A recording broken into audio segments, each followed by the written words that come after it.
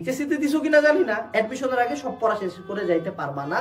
যদি সময় থাকে তাও পারবা না, একে তো সময় থাকেই না। মনে থাকবে বইয়ের মালপাতি, এই যে যত জায়গায় মুখ বাইরে বেড়াইতেছো কঠিন জিনিস মনে থাকবে না। এখন আবার আসি, রিভিশনের টাইম এবং এনার্জি থাকবে না। এখন প্রশ্ন হইতে পারে ভাইয়া ঠিক আছে মনে থাকবে না, পরীক্ষার আগে পড়ে যাবো, রিভিশন দিয়ে যাবো। তুমি এটা কথা মিলায় না। আবারও বলতেছি, ধরো তোমার 7 দিন পরে ঢাবি এক্সাম, 7 দিন পরে মেডিকেল এক্সাম বা 7 দিন পরে ইঞ্জিনিয়ারিং এক্সাম। তোমার লাইফের সবচেয়ে কঠিন পড়াশোনা হবে 7 দিন। এমন না যে টাইম থাকবে না, এমন না যে বই থাকবে না, এমন না যে ইচ্ছা থাকবে না, মানসিক এনার্জি থাকবে না। পড়তে বসবা, ভয় লাগবে, আতঙ্ক লাগবে, পড়া হবে না।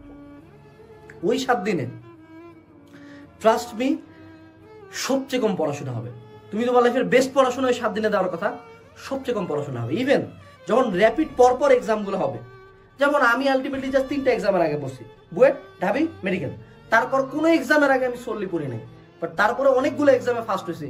কৃষিতে ফার্স্ট, রাবিতে ফার্স্ট, ডেন্টালে থার্ড, জাবিতে 10ম, আইইউটিতে 45। এগুলোতে খুব একটা পড়াই হয়নি, আগের পড়া দিয়ে হয়ে গেছে, কারণ আমি একটা রেসিডুয়াল ভলিউম দিয়ে পার হয়েছি। তো পরীক্ষার আগে কিন্তু রিভিশন দিতে পারবা না, এটা আমি বলে দিচ্ছি।